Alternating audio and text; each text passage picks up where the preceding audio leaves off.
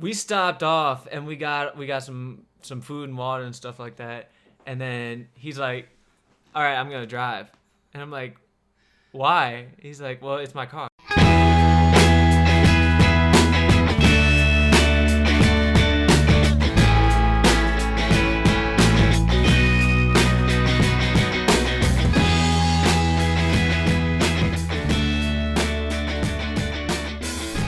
Welcome to CCW Talks, the official podcast of Coastal Championship Wrestling. I am your host, Mr. Cecil Sharp, Media Director, here in the Coastal Championship Wrestling studio.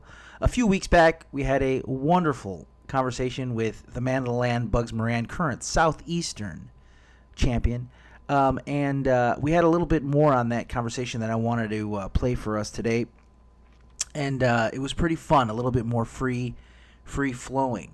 A lot of great things happening. June 6th, Summer Glory, still on. I know that it's a harrowing time for professional wrestling. We have our YouTube channel up. They're playing classic matches, matches with the Dudley Boys, Dustin Rhodes, Jake Roberts, and, of course, the current crop of great CCW wrestlers as well.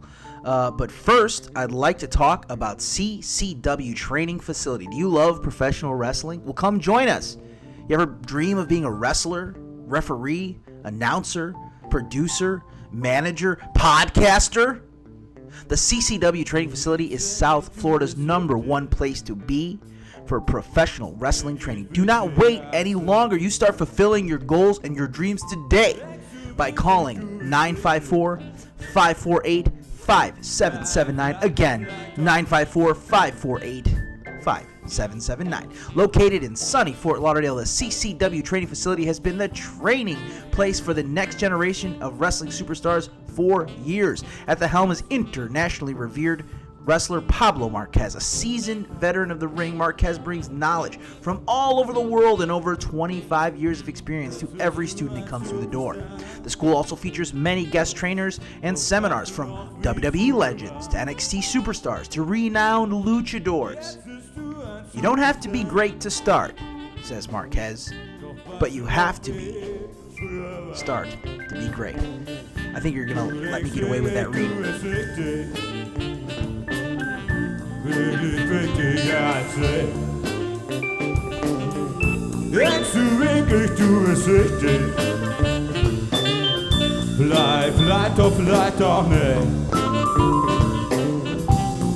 And we are back with Coastal Championship Wrestling Southeastern World Heavyweight Champion, Mr. Bugs Moran. Hey, Bugs, you had another road story for me?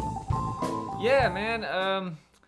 I got lots of road stories, but there's one that came to mind when we were talking just now about I was in Montana and I was hitching in Montana, right? And I had a match I had to get to in Illinois, and so I'm out there in the middle. I mean, I'm probably about 100 miles out of Billings. I don't know if you've ever been 100 miles out of Billings before. I have not. No. There's not much there.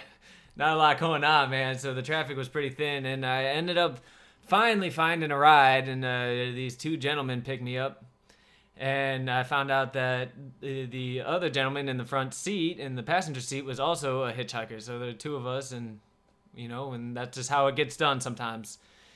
And we're all talking, we're having a good time, and the driver says, for no reason at all, just starts like, hot dogging on the road. Sure. And so he's going back and forth and swerving and, sure, and yeah, being man, crazy. Correct. Yeah. And I don't know if there was some drinks involved, but there we're in the middle of nowhere, right? And there's nothing around us. And he's swerving around, and then just like way off into the distance in front of us, we see a police officer. Like just like miles ahead of us. Sure. And we just see it, and we're waiting and waiting and waiting, and we pass each other, and we look at each other in the eyes. And if that motherfucker did not just turn around and turn his lights on, and right over to the side of the road we go.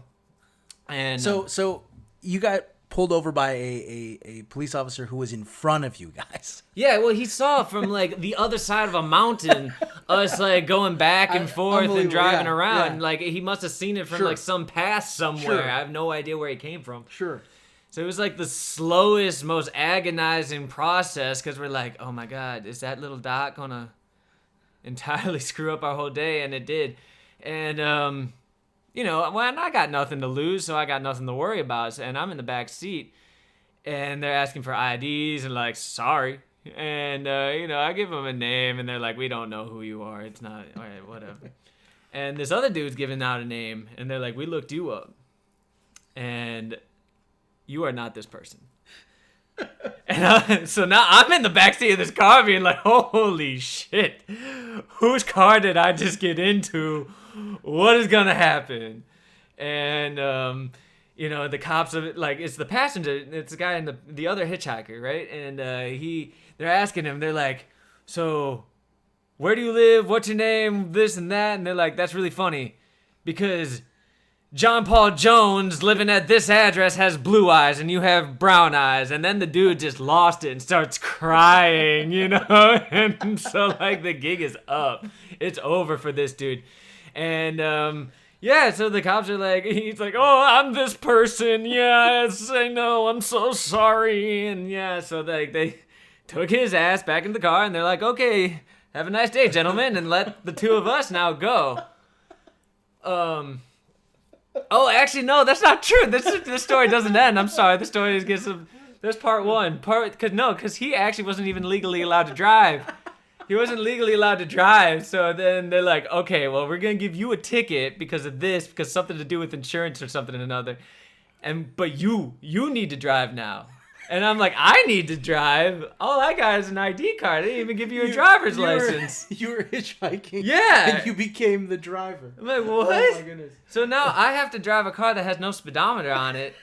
And we're going, right? We're going. And I shit you not, man. We were like, it had to have been maybe 3 hours later, which when on the road is not a long time. It's not a long time at all. Not a long time. People go years without getting pulled over, and then like all of a sudden we I have to step back for a moment. I got ahead of myself.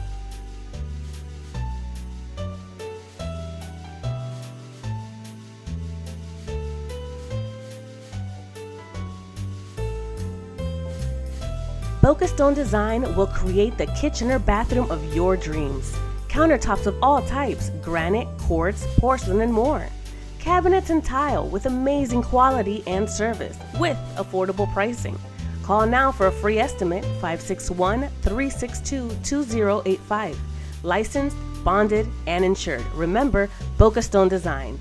3601 North Dixie Highway, Boca Raton, Florida, 33431.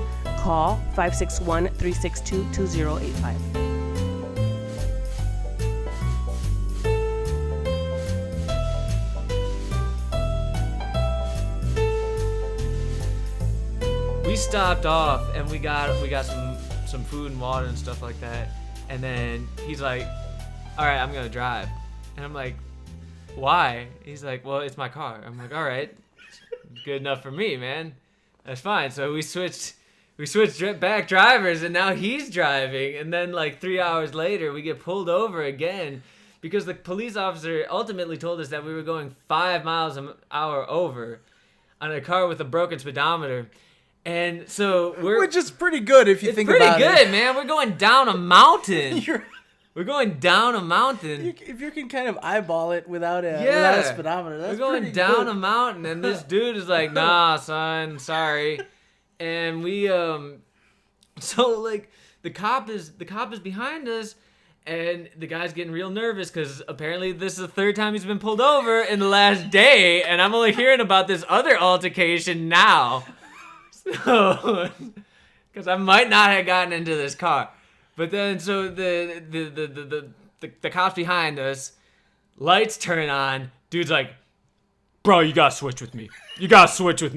And I'm like, what? And he's like, switch. And he jumps. He literally, while we're going down a mountain. and he jumps onto my lap with the intention of me being like, yes, of course, now I'm going to be in the front seat. So now I have to like get him off me so that I can get into the now vacant front seat of the car. We pulled over at one point. My knee hit the thing. We pulled back into the highway. My hand's on the horn. I get back over. He's like, quick. And he gave me his sunglasses. And I put on his sunglasses, and the cop's out of his car, and he comes up to my window, and I roll down the window. He's like, you know how fast you were going? And I'm like, no, officer, I did not know how fast I was going. I have this broken speedometer right here because this individual has no insurance, or at least it went bad like 4 days ago, I guess. So I don't really know what the legal situation is here. Which, yeah, and so ultimately he showed a little bit of pity on me, but he did give me a ticket. He gave me a ticket because the dude next to me wasn't wearing a seatbelt. So he's like, well, you need to make sure your passengers have their seatbelts on. It's a law in Montana. And I'm like, I certainly will next time I'm rolling in Montana. And they're like, well, you need to pay this $8 ticket. And they're like, you need to go down to the courthouse if you're not gonna. And I'm like, no, I will mail. I'm gonna mail it in. I will mail in this $8 ticket, and I never did. So I might have a warrant out for my arrest in Montana, man. I don't know. Oh my gosh. Yeah, Bugs is wanted in Montana. That's hysterical. I'm wanted in Montana, and I'm kicked out of Malaysia, man. It's a bad track record, man. I don't mess with people. Thank you so much for the story, Mr. Bugs Moran. We'll have more of Bugs Moran, and look for more of Bugs Moran at Coastal Championship Wrestling. Remember, June 6th is Summer Glory. We're going to have some amazing matches for you. And also, please check out our YouTube channel. Subscribe. Just search YouTube Coastal Championship Wrestling. You have this podcast. You have classic matches with the Dudley Boys, Dustin Rhodes, Jake Roberts, and plenty of the CCW crew. And we will see you next time on CCW Talks.